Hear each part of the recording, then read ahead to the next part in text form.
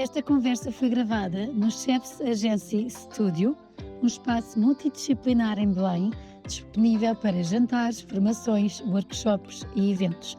Obrigada por se juntarem a nós neste projeto e permitirem que gravemos num espaço tão giro. Quando Nini era criança, o pai, atormentado por um transtorno obsessivo, matou-lhe a mãe e suicidou-se. Ou, como a mulher em que Nini se tornou viria a aprender, morreu de suicídio.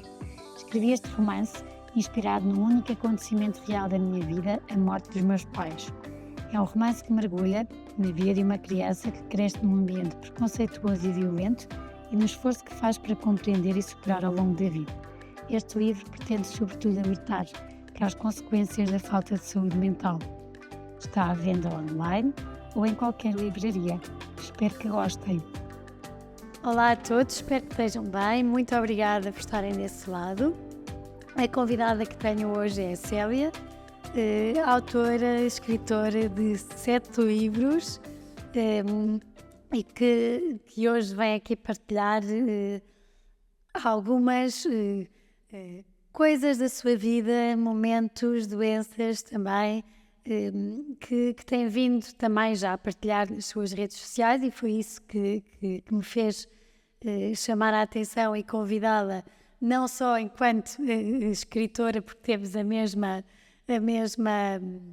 editora, mas o que me fez convidar-te, Célia, obrigada por estares cá hoje, foi de facto a forma como foste partilhando nas redes sociais algumas coisas que vais tendo, que ainda são tabu nos dias de hoje, e que eu admiro sempre quem expõe, e não é expor por expor, quem expõe porque acredita que alguém também pode estar a passar por isso, e então essa partilha poderá ser caminho para quem te lê e para quem também segue a tua página. Por isso, muito obrigada pelo teu tempo, por estares aqui hoje e por tudo o que vais partilhar nesta conversa. Obrigada eu pela oportunidade de o partilhar. E se calhar começamos aqui, eu vou ler, para começarmos a viajar até à tua infância, até onde é que tu vieste, e o mote de partida para tu nos contares um bocadinho, e quem nos está a ouvir te conhecer.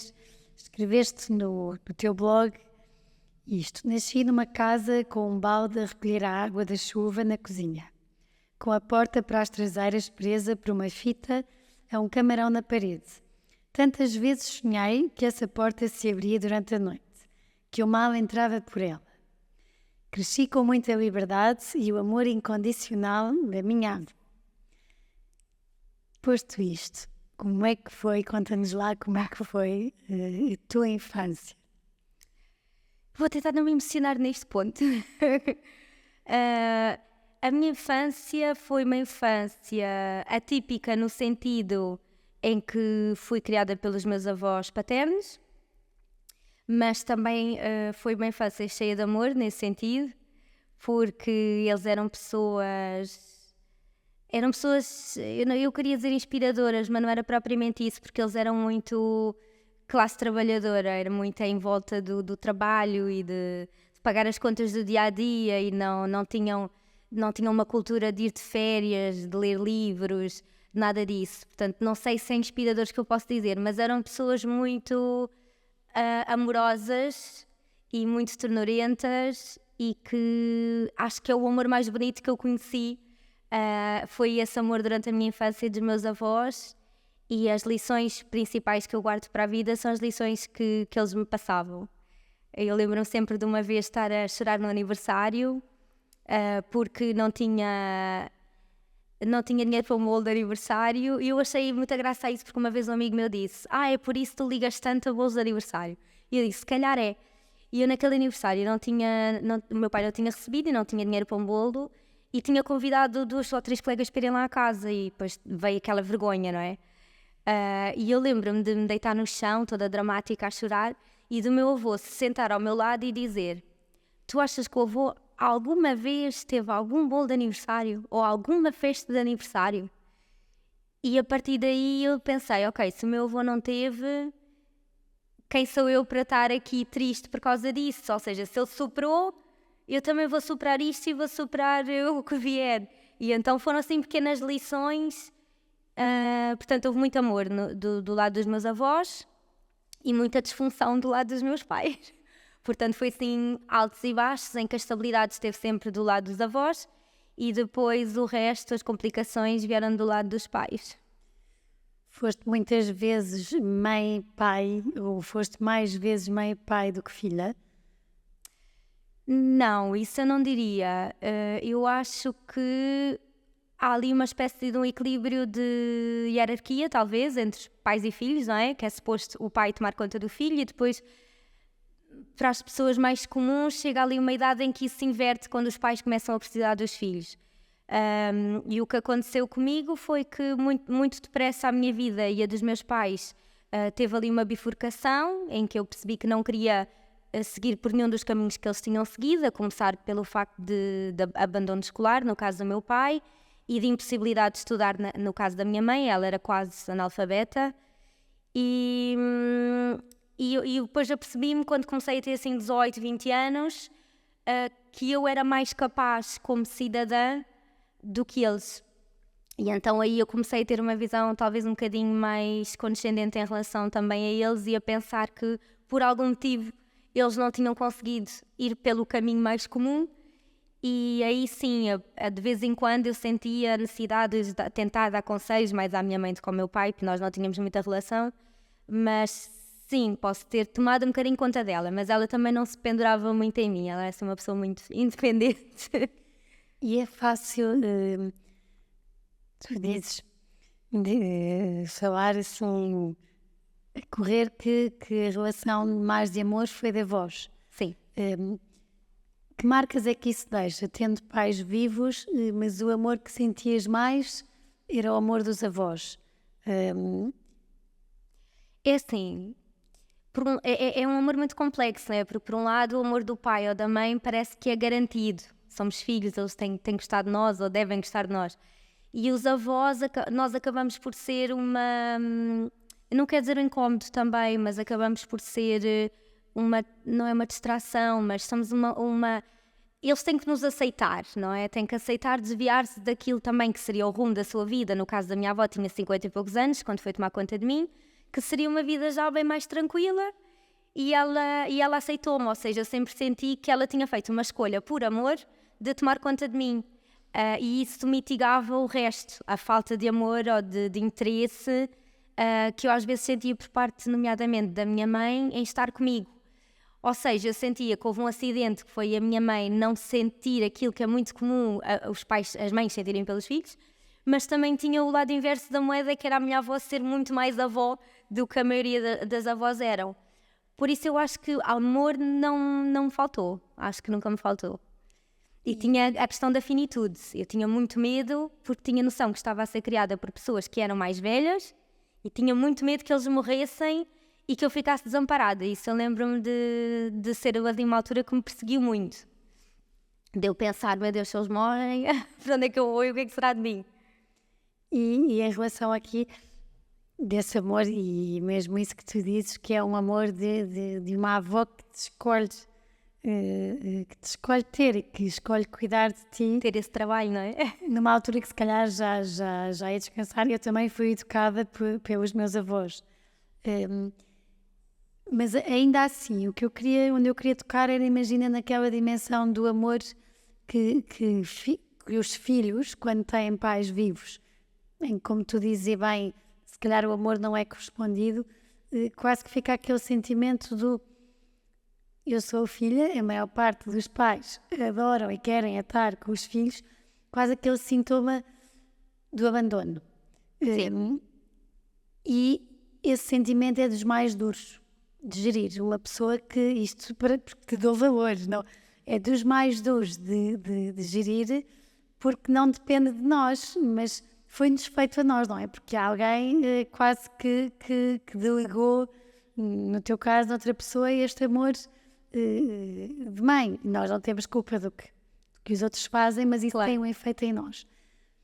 Como é que é, ou como é que tem sido ao longo da vida gerir esse amor que deveria ter existido de uma maneira, e nós temos preconceitos, não é? E temos coisas também pré-definidas. Sim. E sentes que isso tem um peso em ti? Eu acho que o que teve um peso em mim, mais do que a minha relação com a minha mãe ou com o meu pai, foi o ter sido separada dos meus irmãos, no sentido em que eu sempre estive mais do lado do pai e da avó, e os meus irmãos até dada altura estiveram mais do lado da minha mãe. E eu lembro-me, alguns também lembro-me de escrever isso porque o senti, que a coisa que eu mais tinha pena era do facto de eu e os meus irmãos não termos o mesmo cheiro, porque não vivíamos na mesma casa e a nossa roupa era lavada com detergentes diferentes e parece que não éramos da mesma tribo quando éramos. E era a coisa que mais me fazia confusão. Mas em relação à minha mãe, a minha mãe, quando eu era pequena, eu tinha muito medo dela. Não percebia muito bem porquê, depois percebi mais tarde. Eu tinha medo dela porque ela era uma pessoa assim muito explosiva, muito violenta nos gestos. Não foi propriamente bater, porque ela não bateu assim muitas vezes, foi tipo uma palmada ou outra, que eu me lembro. Mas ela diz que desde que eu era muito pequenina, que quando eu fazia alguma coisa que ela não gostava, a reação dela era dar-me uma palmada ou até uma bufetada. E eu sempre cresci com medo dela sem saber porquê. E depois ela um dia disse-me isso: tu uma vez eras pequena e vieste assim para me bater, e eu, olha, assustei-me e bati-te, e tu a partir daí parece que ficaste com medo de mim. E então, mas eu tinha medo dela, mas depois houve uma altura em que eu passei a compreendê-la e passei a ter pena dela, porque a minha mãe foi adotada. E a minha mãe foi adotada por uma pessoa que depois eu creio que se arrependeu, não é? Porque a maternidade não é para toda a gente. E depois ela foi quase o bode expiatório das frustrações dessa senhora. E há também a questão da minha mãe ser já não é? Já morreu, mas da minha mãe ser mulata. E estamos a falar dos anos 60 em Portugal, onde não se via muitos negros por aí, não é? O pai da minha mãe era um senhor da Marinha, angolano, e a minha avó era uma senhora branquinha de olhos azuis. Aquilo era um escândalo, aquela união, não é? E a dada altura ele morreu, a minha avó ficou com muitos filhos e viu-se obrigada, por acreditar que seria o melhor para essa filha, entregá-la a uma senhora que vivia muito bem e que era assim uma dama da sociedade da altura, e ela acreditou que seria a filha que iria ficar melhor, quando na realidade foi a filha que saiu pior na vida. E eu acho que é precisamente por isso, porque ela não conheceu, não teve a oportunidade de conviver com os irmãos, não teve pai porque o pai morreu quando ela tinha 2 meses de idade. E depois teve essa senhora que era mãe dela, mas não era, mas ao mesmo tempo é uma brutalidade termos que chamar mãe a uma pessoa que nos violenta quase de tantas formas diferentes, que era o caso. E eu percebi, depois quando eu compreendi isso tudo, eu entendi, perceber muitas não coisas. se pode dar o amor que não se recebeu e que não se conhece. E ela não conhecia. E ao mesmo tempo acho que delegar-me para a minha avó foi o maior gesto de amor que ela podia fazer, porque até eu nascer, eu acho que ela não tinha nada de realmente seu, não é? Ela andava ali um bocado, sabia que a mãe verdadeira estava imigrada a algures, os irmãos apareciam de vez em quando, porque a mãe adotiva também não promovia muito o contacto entre eles, porque a Almada era uma coisinha pequenina, toda a gente se conhecia. E a senhora branca com filhos negros só havia um, não é? A minha mãe estava fora do seu rebanho. E então eu acho que é isso. Ela de repente teve uma filha e deve ter percebido dentro dela, não é? De alguma forma que, não sei, eu acho que talvez nessa altura ela se tenha percebido também do que ela perdeu na vida. E então acho que ela compreendeu que não era capaz de tomar conta de mim. E ela também sofria de alcoolismo, que é uma coisa assim, infelizmente acho que é uma coisa muito grave também na sociedade portuguesa, porque há muita banalização do consumo de álcool. Eu já senti muito essa pressão também, as pessoas veem muito: porque que não bebes? E bebes, não te queres divertir, mas não sei o quê. Mas eu não gosto mesmo de álcool. Pode ter a ver com isto, não sei, mas não consigo beber um copo, não gosto de cerveja, por exemplo. E é muito difícil gerir e quase que medir o alcoolismo, porque é uma coisa socialmente aceita. Sim. Nós podemos estar aqui as duas. Sim, nós podemos estar aqui a beber um cocktailzinho. E 5, 10, o que seja, e se eu cair para o lado, as pessoas continuam a dar-se comigo, e foi uma noite. Sim, E a outra, e é muito difícil de gerir. Mas há muito essa pressão, e eu vi isso com a minha mãe, até as pessoas que gostavam muito dela e que sabiam do problema dela, como por exemplo os irmãos que só vinham no verão, era sempre, olha, mas vamos beber uma cervejinha. E eu pensava, uma pessoa alcoólica não pode beber uma cervejinha. Porque depois eles iam-se embora, não é? Regressam de férias e o caos estava lançado na vida dela outra vez. E depois tinha que lidar com a separação dos irmãos e eles vão para longe com a minha mãe e eu vou ficar aqui. Então, não é? Que ele tinha ali um peso. E eu comecei a perceber isso, que ela não se encaixou muito bem e não teve a oportunidade de ir à escola e teve uma vida assim meio errática. E pronto, mas que estrutura, que exemplo é que ela tinha para poder criar o filho? Tudo quase que foi com amor que percebeu que não tinha conseguido dar a estrutura. Havia muito amor também, eu compreendi isso. Acho que a minha mãe também tinha 30 e tal anos, quando eu tenho 34, ela com a minha idade, eu tinha 5 anos. E ela ainda estava a batalhar nesses traumas todos dela de infância e isso tudo. Por isso eu entendi e acabei por nunca me zangar com ela, porque houve uma coisa que me disseram que eu nunca me esqueci, que é: perdoa os teus pais. Eu não gosto muito disso do perdoa porque são pais, mas o que disseram fez sentido, foi: perdoa os teus pais porque eles não sabem fazer melhor. Eles na altura ainda estavam os dois vivos e disseram-me isso, não sabem fazer melhor. E eu sentei-me e pensei, efetivamente não há nada que eles façam para me prejudicar, mas eles não conseguem fazer nada para me beneficiar também. E então eu desculpei as cenas, né? Os natais destruídos e pronto, tudo o que está associado a um vício desse tipo, e compreendi. Ela simplesmente não conseguia livrar-se daquilo e a gente faz o que pode, não é? E viver com os teus avós era um porto seguro? Sim. Era um porto seguro onde havia, assim, nós vivíamos da reforma dos meus avós, não é? Portanto, o dinheiro era sempre curto. E depois também havia uma questão em relação à qual eu também sou aberta, que era a toxicodependência do meu pai. E isso, obviamente, que ainda roubava mais, e quando roubar não é mesmo roubo, não é? Mas desviava ainda mais recursos de uma casa que já era, que já tinha que ser muito regrada para as coisas funcionarem, não é?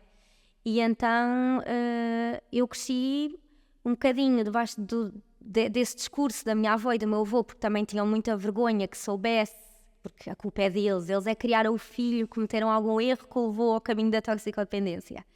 E eu também, até ter, sei lá, até fazer as pazes com isso, também tinha muita vergonha disso. E eu achei graça porque quando eu escrevi um dos meus livros, houve uma rapariga que veio ter comigo e que me disse: Célia, obrigada por ter escrito sobre a toxicodependência, porque eu tenho muita vergonha, isso acontece na minha família. E eu pensei que o passo número 1 é nós livrarmos da vergonha, porque a culpa não é nossa, não foi uma escolha nossa. E eu cresci muito com essa vergonha, cresci com vergonha de ser pobre, cresci com vergonha de ter uma mãe alcoólica, porque ainda por cima a minha mãe às vezes fazia assim espetáculos públicos, não é? Cresci com vergonha de ter um pai também que era toxicodependente e que toda a vizinhança sabia, apesar da minha avó preferir iludir-se e acreditar que não. E depois, conforme fui crescendo também, lá está, isso tudo alterou-se e eu percebi de algum modo que eu não queria ficar em nada daquilo. E então queria estudar, não sabia o quê, não é? Mas foi fácil aos teus avós dizeres que querias estudar, que querias mais, que querias um bolo de anos, que ias trabalhar para ter um bolo de anos, por assim dizer. A minha avó enganava-me, porque eu faço anos em dezembro, que era a altura das fotografias da escola, e a minha avó quase todos os anos me dizia: queres que eu compre a fotografia de Natal da escola ou queres o bolo de anos? Porque não há dinheiro para as duas coisas. E eu quase sempre escolhia o bolo de anos. E às vezes acabava sem o bolo e sem as fotos. Eu ficava furiosa com ela. Mas pronto, entretanto o meu pai metia-se no meio, não é? Pedia lá uns eurositos e acabou-se o dinheiro para o bolo e para as fotos. Mas... sim, mas... nunca... Ou seja, tu hoje em dia tiraste uma licenciatura, um curso... sim, era essa a pergunta. Estou a dizer, ou seja... neste mundo tens tudo, tens pessoas que não conseguiram alcançar um bolo, por assim dizer, e vamos pegar nisso, achei piada, e não querem que os outros alcancem. Quase que isto é a nossa realidade e não vamos sair daqui. E depois tens outros que não, que deixam voar. Foi fácil tu perceberes eu vou querer mais do que isto, e eu gosto de escrever, eu gosto de sonhar, eu gosto de estudar. e eu vou querer ter uma casa e eu vou querer comprar as minhas A coisas. escrita eu nunca vi a escrita como uma opção de como ganha-pão, Sim. nem como uma opção de carreira, é sempre um hobby, não é? E é terapia, mas eu nunca pensei na escrita para comer, digamos. Mas eu sabia que tinha que tirar um curso superior, queria tirar um curso superior. Infelizmente não tinha cérebro matemático, então acabei por ir para turismo, mas foi uma área, por sorte, que me deu sempre trabalho. E depois, quando eu tinha 24 anos, decidi comprar uma casa. Mas neste processo todo foi fácil. Para os avós. E para ti, porque imagina, eu acho que hoje em dia que as pessoas, e é a realidade, nós chegamos às redes sociais e as vidas são perfeitas. Parecem. Nós também chegamos, imagina, por isso é que te quis convidar, que é, chegamos, vemos a autora de não sei quantos livros, a Célia, está a dar autógrafos, está aqui, está ali, e de repente esta Célia tem aqui um percurso espetacular, do nada e ao nada com pesos, não é? Com exigências emocionais de uma criança, como tu disseste, tem realidades, tem natais destruídos. Sim. Não tem o bom nem as fotografias e conseguiste fazer pela tua vida. Eu queria aqui puxar... Eu muito aí, percebes? Através de... Já estou a tratar por tu. Trata. Mas através Como é que dos de repente- livros, dos desenhos, da arte em geral e até da escola. Eu adoro história. Eu acho que me pendurei muito nisso, na história, e no ver que havia pessoas que conquistam coisas excepcionais. E eu não quero nada tão fantástico como invadir a Rússia e ser bem-sucedida. E eu cheguei a um ponto em que eu dizia à minha avó que, por exemplo, queria tirar um curso superior e a minha avó dizia, para quê? Toda a gente diz que não há saída. Porquê é que vais gastar dinheiro? Porquê é que vais perder 3 anos da tua vida quando podes ir já trabalhar? O meu pai, por exemplo, na altura estava a trabalhar, era assim um trabalho intermitente. O meu pai não queria pagar os 50 euros de inscrição na faculdade, porque ele dizia que não valia a pena, que estava sempre a dar nas notícias que não havia trabalho, porque eu não ia já fazer qualquer coisa, para um supermercado, para um café, para não sei o quê. E eu disse, não, eu vou estudar e não sei o quê, ainda por cima, não é? Eu não sei o quê, mas eu vou tirar um curso e vai acontecer. A minha mãe, nesse sentido, dava muita força. Eu acho que ela acreditava mais em mim até do que eu, se calhar, eu própria acreditava. Mas o meu pai era sempre aquela coisa do... Ele já tinha uma postura muito rotista perante a vida, não é? Porque o meu pai, ele era uma pessoa genial. Eu falo muitas vezes dele por isso. Ele era genial. Ele sabia mexer as mãos, ele sabia mexer os pés, ele sabia bricolagem, ele sabia fazer coisas que as pessoas hoje em dia não sabem fazer coisas com as mãos. Ele trabalhava ferro, madeira, tudo. E então ele teve várias boas oportunidades de trabalho, só que depois o vício acabava sempre por lá ia o dinheiro pelo ralo. Mas ele tinha sempre uma coisa derrotista, que era oferecer-lhe emprego, e ele dizia, não, eu tenho 5 filhos, não posso ganhar só 500 euros. E a gente dizia, é melhor ganhar 500 euros do que não ganhar nada, pai, e nós por trás. E ele tinha muito essa atitude, e ele, para mim, era igual. Ele achava que eu não ia, que não valia a pena, que estava-me a debater em vão. E depois lembro-me, quando eu comprei a minha primeira casa, que ele me disse, que eu depois pedi-lhe se ele ia à minha casa pintar, mas aí já num negócio, né? Porque a nossa relação era quase já de negócio. Olha, quanto é que é? Vais lá pintar a minha casa. Ele foi e ele ficou muito surpreendido. Ele disse, mas isto é uma casa boa. Eu disse, sim, é possível comprar-te uma casa boa. O problema é que eu sinto que ele nunca teve objetivos e nunca trabalhou para eles. Como é que tu conseguiste chegar a estes objetivos? É aqui que eu quero... Foi por necessidade, acho eu. Acho que é por necessidade. E acho que isso nota cada vez mais hoje em dia, que quanto menos necessidade as pessoas têm de lutar, não é que a conjectura de hoje em dia seja tão favorável a comprar uma casa aos 24 anos como era há 10 anos. Mas quanto mais facilidade se dá às pessoas, menos elas têm que lutar. E eu acho que a verdadeira capacidade e poder de alcance, estás a ver, tu percebes e que ficas a conhecê-lo nas adversidades, quando tens que perceber até onde é que eu consigo sacrificar-me, estás a ver?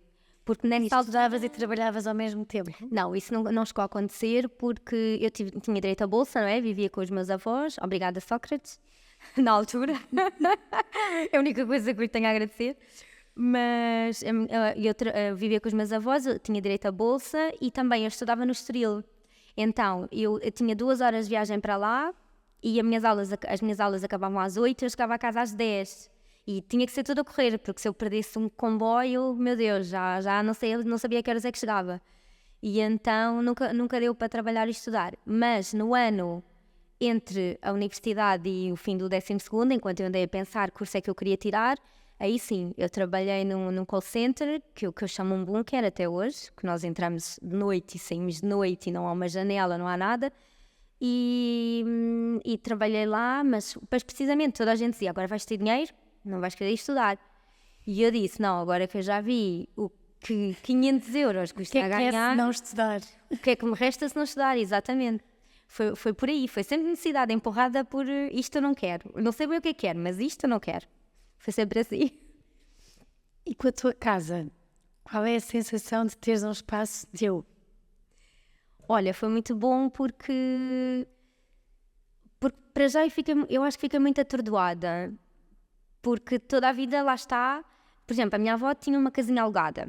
Sempre me disse, ai, não te metas com os bancos, que isso é uma confusão e depois não sei o quê. E eu dizia, avó, mas tu estás a pagar a casa a vida toda e não que é tua. E eu acho que me permiti pensar um bocadinho fora da caixa do pensamento das pessoas que estavam à minha volta. Claro está, nada contra alugar, nada contra isso tudo, mas eu comparava a minha avó com a vizinha do lado. A minha avó não quis comprar, a vizinha quis. A casa é da vizinha, a casa nunca será da minha avó. E então eu olhava para aquilo e dizia, não, eu tenho que comprar. Toda a gente dizia, não vais conseguir, não te metas nisso. Mas eu disse, eu vou perguntar.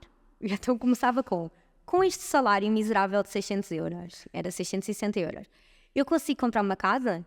E o banco disse, bom, vamos ver. E depois eu fiz os passinhos todos e o banco disse, se quiser é só assinar aqui. Eu disse, então eu assinei. E depois quando eu para mim tinha uma casa e era a primeira pessoa daquele ramo da minha família a comprar uma casa. E depois foi isso, foi a admiração que eu senti em relação a mim própria, porque afinal não tinha sido assim tão difícil, porque eu já trabalhava, portanto foi só assinar um papel e perguntar-me, aí houve uma fase um bocado difícil, acho que foi quando eu tive a minha primeira depressão também, porque eu comecei-me a perguntar porque é que eles não conseguiram, porque é que o meu pai e a minha mãe não quiseram, não conseguiram, porque é que não se esforçaram e porque é que não nos deram isto, não é? Uma casa em comum para os filhos poderem crescer juntos, etc., porque efetivamente quando os filhos crescem separados também acabam por ter oportunidades diferentes e influências diferentes, não é? E isso aconteceu um bocadinho entre nós, parece que cada um de nós teve um pai diferente, uma mãe diferente, avós diferentes e etc. É um bocadinho engraçado, mas é verdade. No meio disso tudo, na adolescência, com 14 anos, voltando aqui um bocadinho atrás, parece-te uma doença autoimune. Sim. Que vai mexer muito com a tua autoestima. Muito, sim. E aquilo era só uma manchinha, assim, tipo no meio do peito, mesmo aqui, uma manchinha. E eu fartei-me de ir a médicos, ia ao SNS, depois ia a hospitais, depois mandavam-me para dermatologia, depois isto tudo demorava muitos meses entre uma coisa e outra. E iam passando uns cremes que eu punha, a mancha desaparecia, mas depois voltava, ninguém sabia o que era. E um dia eu acompanhei uma amiga a um dermatologista privado dela e assim que eu ia sair, eu olhei para a senhora e disse, olha, eu se calhar depois vou tentar, não é, se arranjar o dinheiro, vou tentar marcar uma consulta consigo. E ela, porquê? Eu disse, por causa disto. Ela disse, isso é psoríase. E eu disse, o quê? E ela explicou-me isso. Eu disse, é que isto não passa com cremes. Ela disse, nunca vai passar com cremes, querida, isso é crónico, é uma doença autoimune. E pronto, e depois durante anos aquilo... A psoríase também tem uma componente muito grande a nível do sistema nervoso, não é? Supostamente é um bocadinho isso que despoleta. Depois também tem a ver com alimentação e outras coisas mais. Mas sim, durante para aí até aos 18, 19 anos, aquilo vai-se expandindo, não é? Depois vai recuando. E houve alturas em que no pico do verão eu usava manga comprida, porque tinha muita vergonha de mostrar os braços. E depois também lá está, também fiz as pazes com isso. Acho que tudo tem fase e conforme a vida vai trazendo desafios. Deixaste de viver muitas coisas. Deixei de ir à praia muitas vezes, deixei de gostar do verão, porque o verão era aquela altura em que tinha que estar exposta e isso não era, para mim não era agradável nessa idade mais complicada.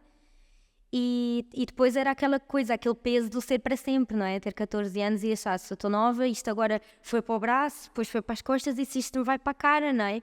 E então eu tive muito medo disso e acho que contribuiu também um bocadinho para a minha falta de autoestima durante esses anos da adolescência. Mas pronto, agora aqui andamos, não faço nada, só um creme mais controlado. Mais controlado, porque lá está, eu também tomo medicação que permite que eu ande um bocadinho mais calma, e acho que isso ajuda. E se calhar também, não sei, acho que é um bocadinho como tudo na vida, quanto mais nós nos deixamos afetar pelas coisas, mais elas nos afetam. E então eu comecei a deixar ser só assim uma coisa, um pano de fundo. E olha, aprendi a lidar aqui com as manchinhas que vão aparecendo e vou à natação com as pernas cheias de manchas se tiver que ser, e já sinto que é o que é. E se as pessoas não souberem, eu explico. Não se pega, não é contagioso.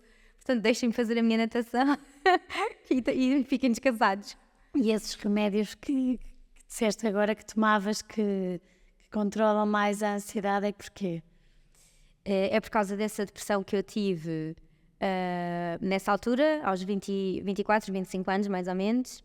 Eu lembro-me na altura ainda tentei fazer psicologia antes de partir logo para a medicação, mas eu chego sempre tarde à psicologia, sempre na véspera do acidente de automóvel é que eu chego à psicologia. E então na altura eu lembro-me que a psicóloga me disse também uma coisa muito interessante. Ela disse que achava que um dos meus problemas era eu ter uma espécie de síndrome, como é que era? Do sobrevivente, por eu ter saído de um contexto muito difícil e estar bem, que eu não conseguia simplesmente estar bem, que eu como finalmente tinha a minha casa, o meu espaço, ou seja, não precisava estar a lutar, já não discutia todos os dias, o Natal já estava sob o meu controle. Se eu não quiser chamar as pessoas que causam distúrbios no Natal, eu não chamava. Então ela disse que isso tudo permitiu-me finalmente sentar, respirar fundo e processar a guerra de onde eu tinha saído. E ela disse, estás ali sozinha, quietinha, com muitas horas para pensar, a perguntar porque que eu tive esta sorte, e a minha mãe não conseguiu, e o meu pai não conseguiu, e os meus irmãos ainda são mais novos, ainda vão ter que passar. E é por isso que ela na altura achou que eu estava a ter uma depressão. Então eu tomei medicação, que na altura não foi muito bem visto. Nunca disse à minha avó que estava a tomar medicação, acho que ela não ia saber lidar muito bem com isso. A minha mãe também lidava muito mal com isso, porque a minha mãe achava que a religião resolvia tudo.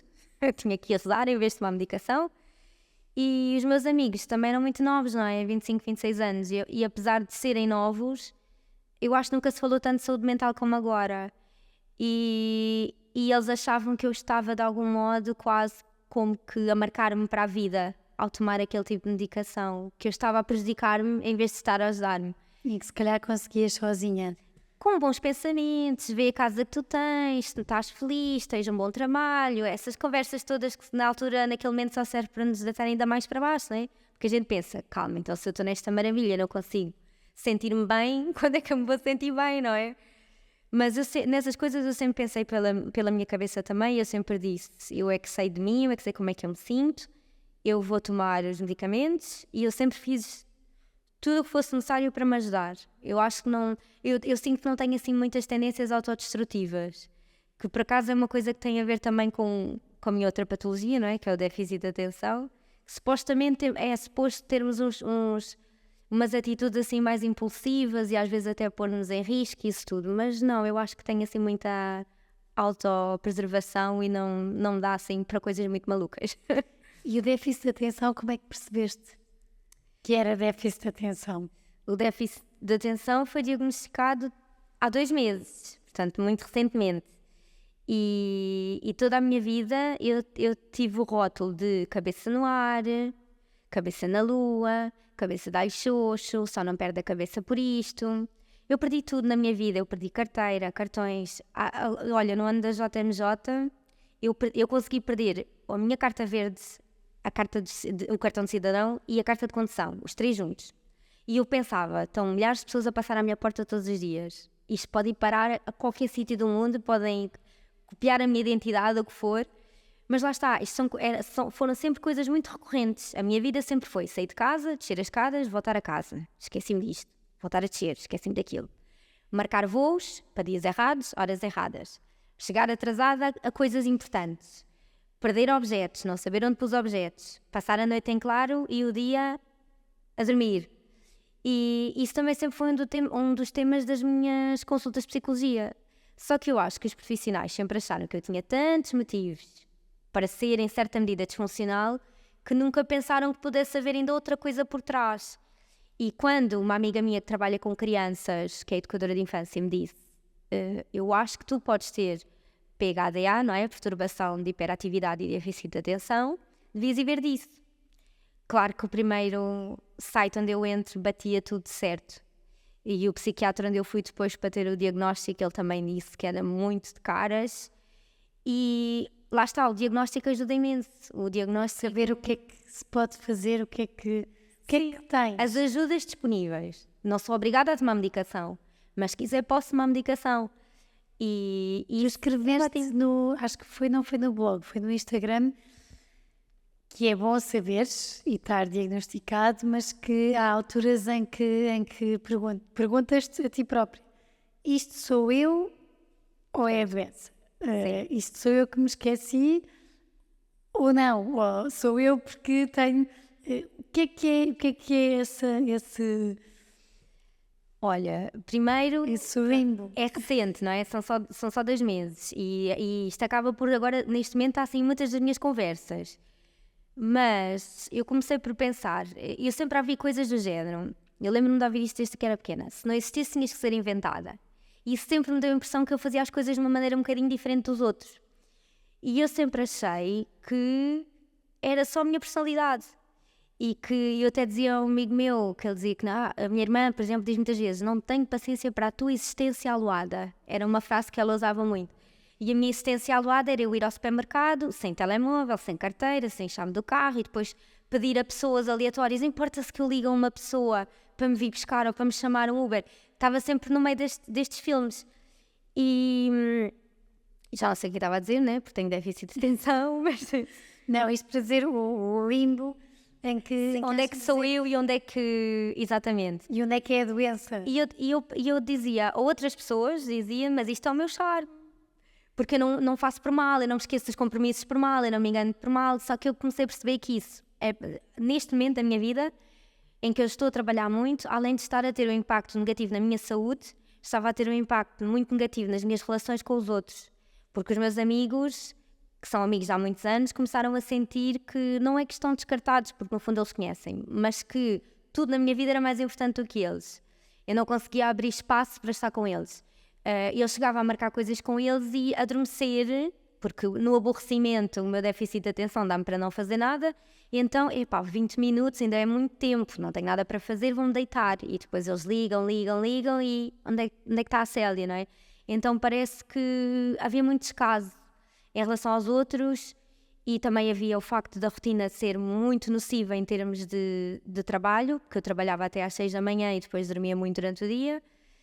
E estava a chegar a um ponto em que já me estava mesmo a fazer muito mal. E eu estava desesperada na psicóloga outra vez. E o psicólogo só me dizia: tem que arranjar uma agenda, tem que preparar o seu dia no dia anterior, tem que verificar, tem que pôr alarmes. Só que eu já faço isso tudo. Mas os alarmes também falham e a agenda estão lá 4 ou 5 postas de lado.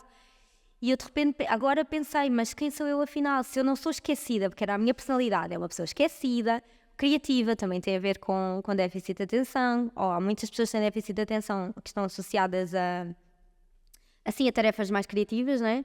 Se então quem sou eu? Se o ser perdida, esquecida, piadas, dizer tudo o que me vem à cabeça é impulsividade, déficit de atenção, quem sou eu no meio disto tudo? E pronto, o futuro dirá, porque eu ainda não sei muito bem. E consegues gerir, há bocado dizias que às vezes ficavas noites também sem dormir. Uma noite sem dormir várias vezes. Mas não era sem dormir, atenção, era ir deitar-me às 6 da manhã. É ouvir os passarinhos lá fora, ver a luz a entrar, meu Deus, é mesmo tarde, tenho que me deitar. E depois acordava tipo 3 da tarde, não é? 4 da tarde, e depois de repente já era de noite outra vez. Isso no inverno, por exemplo, eu acordava às 3 e às 5 era de noite. Eu acho que isso não é muito bom também para quem possa ter tendências depressivas, que eu parece que não via ao dia.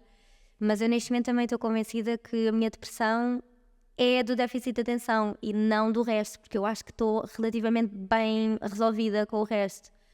Eu acho que é daí, eu acho que é do cansaço de ter que fazer as coisas uma vez e depois corrigir e depois voltar a corrigir e andar sempre a correr atrás do prejuízo, e acho que isso cansou muito, porque já são muitos anos a viver assim e era um esgotamento. E o que é que podes fazer para melhorar o déficit de atenção?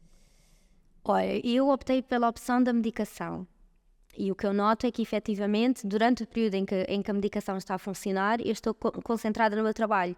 E isso permite-me fazer um horário de uma pessoa normal, que eu nunca faria. Porque eu tenho uma tarefa, imagina, tenho que escrever um capítulo de um livro. Eu acordo e sei que tenho que escrever o capítulo do livro, eu sei que escrever o capítulo do livro demora 1 hora, então penso: não vou começar já porque isto é uma coisa rápida. Então vou fazer outras coisas. às tantas, o capítulo do livro é numa parte mais aborrecida do livro, não me apetece. Bem, vou limpar as janelas todas. Mas isto literalmente, vou limpar as janelas todas. Agora vou limpar a despensa. De repente, olha, há muito tempo que eu não vou não sei aonde. Alguém quer ir ali? Porque eu preciso que os dias sejam diferentes, eu detesto rotina. E entretanto, chegava a casa, eram 11 da noite. E aí no pânico de, meu Deus, o dia vai acabar e não fiz aquilo, é quando eu me senti, vamos lá fazer este capítulo. E depois calculei mal, não era tão fácil como eu pensava. Então vai até às 6 da manhã. E depois no dia a seguir começa tudo igual. E agora com isto eu consigo começar às 10 e acabar às 10, por exemplo. Porque aquilo tem ali um foco de 10 horas e eu naquelas 10 horas não consigo largar o trabalho. Mas largo e depois estou muito cansada e vou dormir.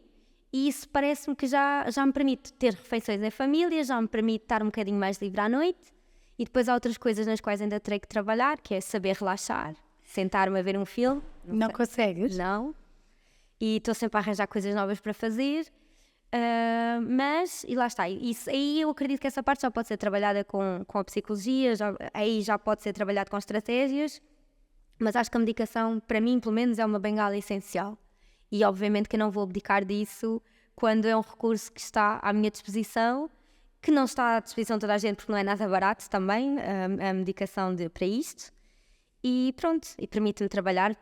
O trabalho é o que eu mais gosto de fazer, eu gosto muito do meu trabalho. E então seria... Hoje em dia o que é que fazes, Célia? Eu sou tradutora a tempo inteiro e depois também vou escrevendo os meus livros, não é? Mas eu, nas entrelinhas disso, estou sempre a encaixar novos projetos. Porque eu tenho que estar sempre a fazer alguma coisa. E é por isso que é cansativo, percebes? Porque as coisas chegam a um ponto que é uma bola de neve. E depois chega a um ponto em que não conseguimos fazer tudo. E depois começas a sentir-te culpada por não teres tido o discernimento de compreender que não ias conseguir conciliar essas coisas. E depois tens que abandonar de um lado e continuar do outro. Tens de deixar coisas a meio. Isso é tudo... Lá está. Para uma pessoa que seja diagnosticada mais cedo, porque isto é uma disfunção de atenção, que depois mexe muito com o lado executivo das pessoas, para uma pessoa que seja diagnosticada mais cedo, se calhar vai impedi-la de chegar a este ponto em que se auto-boicotou completamente. Está rodeado de coisas e de compromissos e onde quer que falhes, vais falhar alguém. E então, só por isso é que eu tenho pena de não ter sido diagnosticada mais cedo, mas de resto... Escreveste há 20 anos que me sinto à beira do colapso, de algum modo continuo sempre de pé. Sim, mas cansada. Mas agora já não te sentes tanto à beira do colapso. Não. Isto deu-me uma paz enorme, porque eu sempre senti que não sei quando é que vou descansar. É uma coisa que eu estou aqui e eu não sei quando é que vou descansar. Porque mesmo nos dias que eu digo que vou ter uma folga, acaba sempre por não ser folga. E eu também não sei não fazer nada. E então eu vou sempre arranjar alguma coisa, vou inventar, se não tiver eu vou inventar, eu vou limpar a despensa, eu vou fazer não sei o quê, então acabo por nunca ter um tempo para não fazer nada, que eu acho que é muito importante, porque era nesse tempo que eu costumava, quando conseguia, não é? Que eu costumava falar comigo, e conversar comigo, e resolver as coisas, e isso tudo, e depois perdi isso, e então... Porque lá está, isto não é uma disfunção à partida, é uma disfunção quando as coisas se começam a acumular. Muita gente descobre quando tem um filho, por exemplo. De repente, mexer com os sonos e com a rotina e mais aquela tarefa é avassalador para aquela pessoa e a pessoa de repente não consegue fazer nada do que fazia antes. E se calhar não é só por causa de ser um pós-parto ou um Já vem início de muita maternidade. coisa de trás também. Se calhar já tem a ver com todos os compromissos que a pessoa abraçava, com o ritmo frenético que a pessoa vivia e de repente o filho é ali um pé no travão e agora estou a falhar em todas as frentes, não estou a conseguir fazer nada. Quando já vivia uma vida, não é? Sobrenatural antes. E diz-me uma coisa, como é que é de repente, e começámos contigo a falar com a percepção da finitude Sim. e dos avós que pela lei da vida iriam morrer mais cedo. Como é que é fazer o luto? E tu já tens o luto dos avós, dos pais. Como é que é a Célia a gerir essas emoções e essas saudades? As saudades é difícil, ainda ontem tive uma conversa muito boa, sentada num pátiozinho, olhar para as estrelas, no Algarve, e com a minha melhor amiga, ou uma das, e eu estava precisamente a falar nisso, no facto de, a partir do instante em que os meus avós morreram, praticamente passei logo a ser eu o teto da família. Aquilo é um bocado telhado, não é? Caiu o telhado e caiu em cima de mim, porque a partir daí era eu a pessoa mais responsável, mais capaz, vá lá. E às vezes eu digo isso, sinto falta,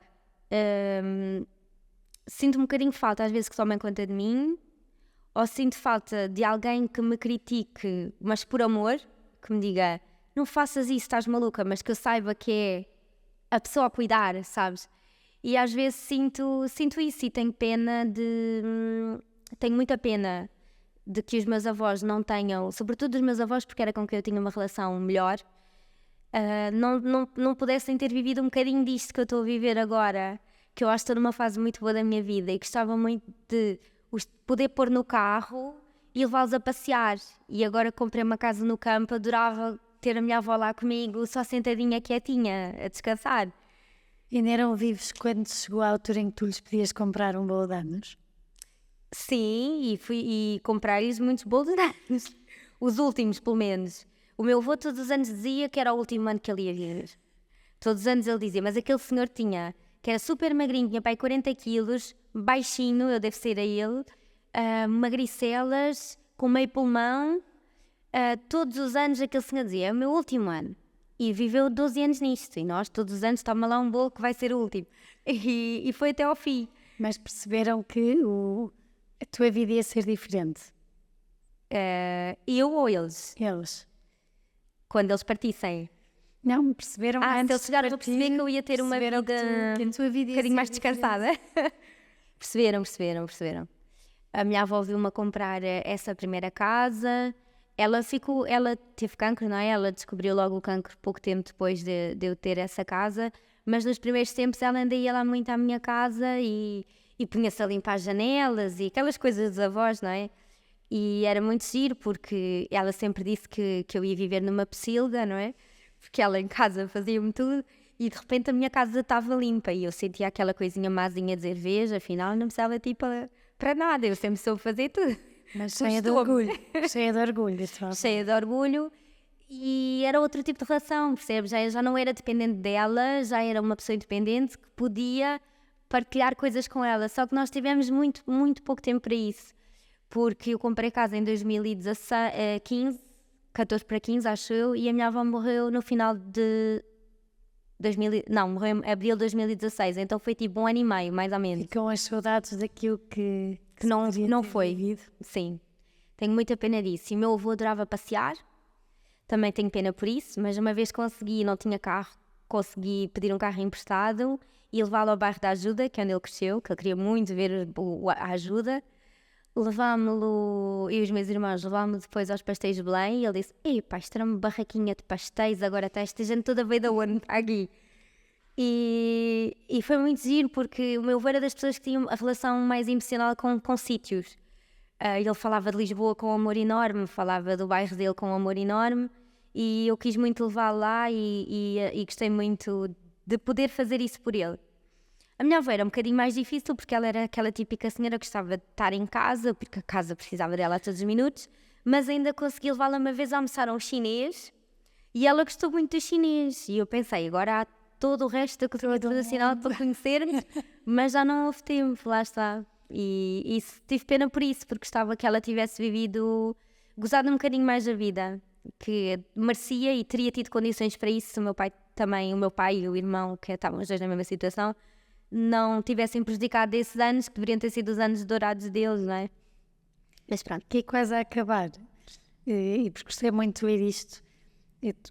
Uma parte da tua definição do que é ser mulher. Ser mulher é ganhar peso mais tarde ou mais cedo. E ninguém se coibir de o mencionar. Ou as rugas que vão surgindo, ou os cabelos brancos.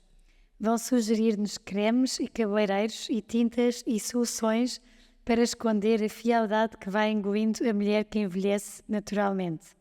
No meu caso, é perguntarem-me várias vezes se estou grávida, quando estou apenas mais gorda ou inchada. Pego neste certo. Isso aconteceu há 2 semanas.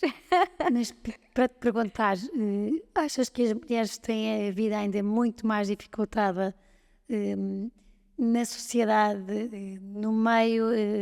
empresarial do que os homens? No meio empresarial. É assim, eu acho que as mulheres têm... lá está, eu nesse sentido eu não sou a típica mulher. Eu trabalhei com mulheres que eu achei que deviam impor-se, mas não se impunham, porque era como se tivessem, lá está, os filhos e a casa, então era do género, basta que o meu empregador me dê uma folguinha para ir buscar o meu filho se ele estiver doente, que eu já vou fazer tudo para este empregador, porque ele compreende a minha situação e ele é querido e ele é compreensivo. E depois acabamos por dar mais do que devemos dar. E eu sempre fui aquela chata que dizia, não, 6 em ponto eu vou-me embora. Mas acho que as mulheres têm que se libertar. É uma coisa que eu sinto muito. Sinto que não é só a sociedade.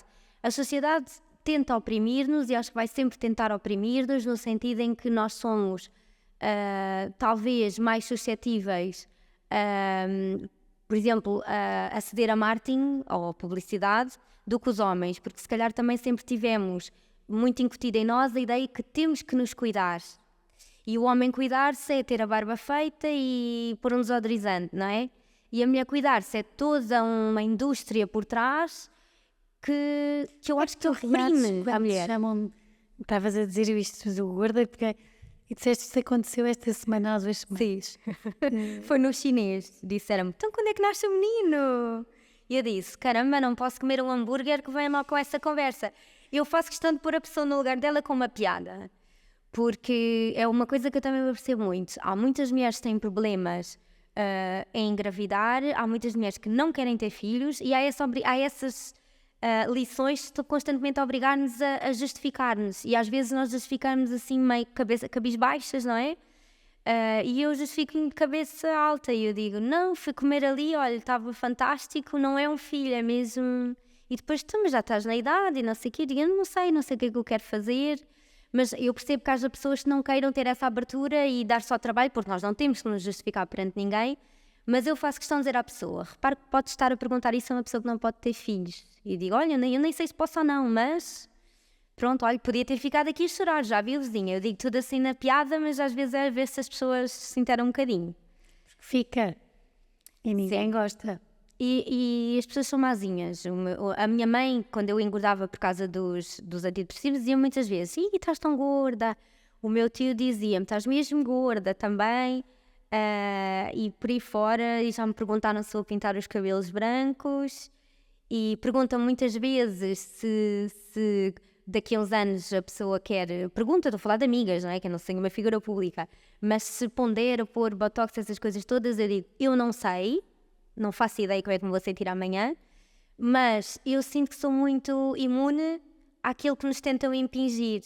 E quando me dizem isso, por exemplo, o cabelo assim branco nessa idade é um bocadinho desleixo, eu digo, não, querida, é natureza. E eu não tenho tempo nem paciência, eu não consigo organizar o meu trabalho, vou estar aí para o cabeleireiro a fazer as unhas.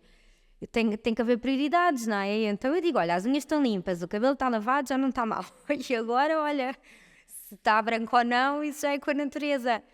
E eu sinto que é isso, eu sinto que as mulheres têm muito medo de falhar perante a imagem que a sociedade tem delas.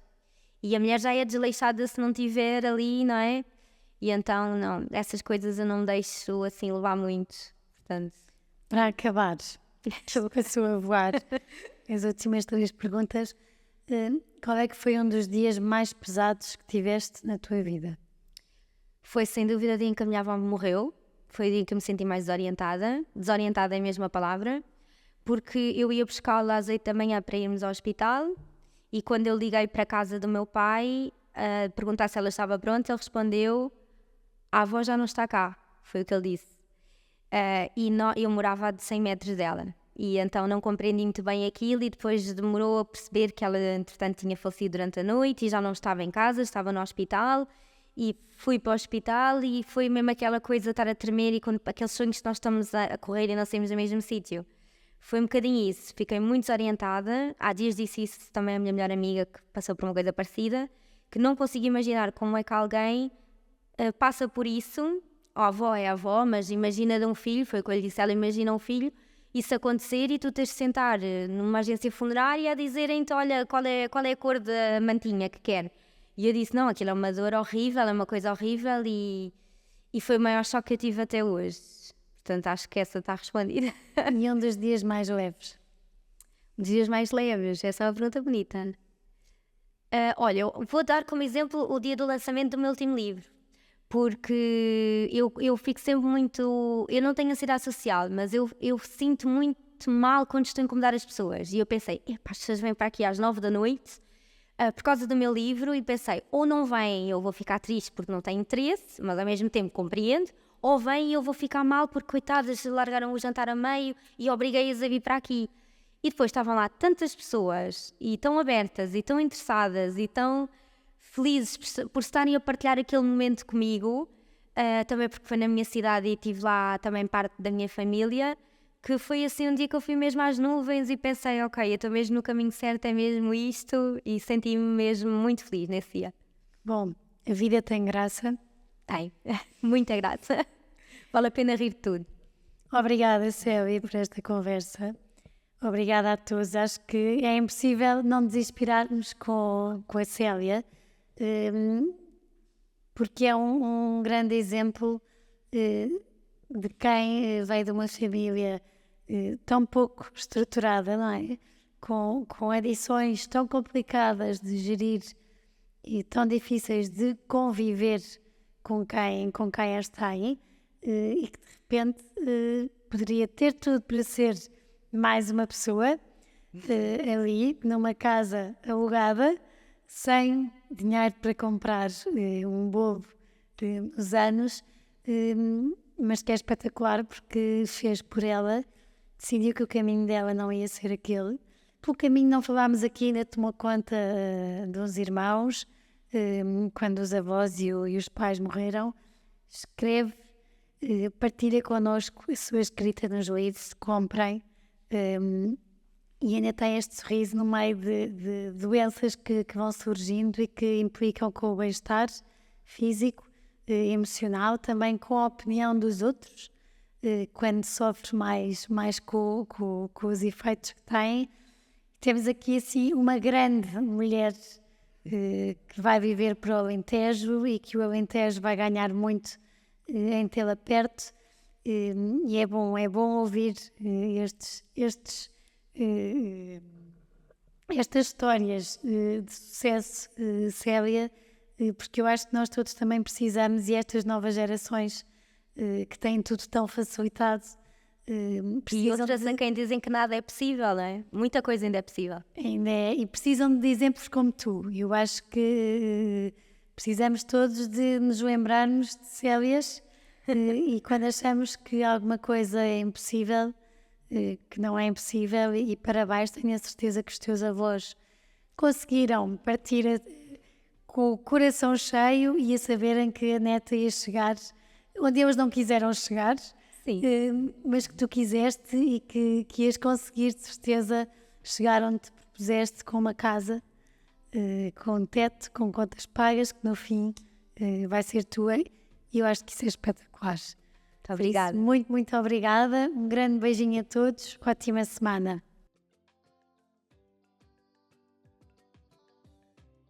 Obrigada por terem estado connosco até aqui. Para terem acesso a conteúdos exclusivos do podcast Páginas com Graça, como quem serão os convidados e saberem com antecedência, poderem fazer-lhes perguntas, terem acesso a conteúdos extra que vamos conversar e que vamos falar aqui, poderão ser patronos.